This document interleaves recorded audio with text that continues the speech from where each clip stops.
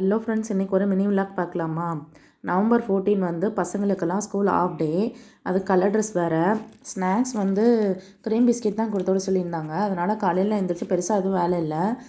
காலையில் வந்து பசங்களுக்கு தோசையும் கொத்தமல்லி சட்னியும் செஞ்சு கொடுத்து ஸ்கூலில் கொண்டு போய் விட்டு வந்துட்டாச்சு. பொண்ணுக்கு வந்து 8 to 11, பையனுக்கு வந்து 9 to 12 மணி வரை.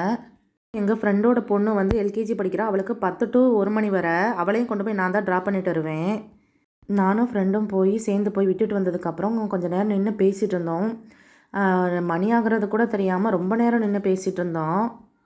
அதுக்கப்புறம் பார்த்தா பாப்பாவை கூப்பிட்றதுக்கு டைம் ஆயிடுச்சு. ஏன்னா 11 மணிக்கு முடிஞ்சிடும். நான் இன்னும் சமையலே ஆரம்பிக்கலையேன்னு சொல்லிட்டு சரி பாப்பாவை கூப்பிட்டு வந்ததுக்கப்புறம் ஸ்டார்ட் பண்ணிடுவோம் அப்படின்னு நினச்சி உள்ளே போய் கூப்பிட்டு வந்துட்டேன். பொண்ணை கூப்பிட்டு வந்ததுக்கப்புறம் வந்து சமையலை வந்து ஸ்டார்ட் பண்ணிட்டேன். இன்றைக்கி வந்து சாம்பார் வச்சு கத்திரிக்காயும் பீன்ஸும் போட்டு சாம்பார் வச்சிட்டேன். சமையல் செஞ்சிட்ருக்கும்போதே ஹஸ்பண்ட் வந்து லஞ்சுக்கு வந்துட்டாங்க. சரி கொஞ்ச நேரம் வெயிட் பண்ணுங்கள், இதை செஞ்சிடறேன்னு சொல்லிவிட்டு அவங்கள வெயிட் பண்ண வச்சுட்டு கடக்கடன் வேலையை ஆரம்பிச்சிட்டேன். ரொம்ப நாள் கழித்து வந்து நாங்கள் 2 பேரும் பேசிகிட்டு இருந்ததுனால டைம் வந்து போனதே தெரியல. அதனால தான் வந்து இன்றைக்கி லஞ்சு செய்கிறதுக்கே ரொம்ப லேட் ஆயிடுச்சு. ஹஸ்பண்ட் சொன்னாங்க, கதை பேசினா மட்டும் உனக்கு டைம் போகிறதே தெரியாதே அப்படின்னு. காலிஃப்ளவரில் முட்டை போட்டு செய்கிறது வந்து எங்கள் வீட்டில் எல்லாருக்குமே ரொம்ப பிடிக்கும். இதை வந்து என் ஹஸ்பண்ட் தான் எனக்கு சொல்லி கொடுத்தாங்க. நீங்களும் இதே மாதிரி ட்ரை பண்ணி பாருங்கள். பாய்.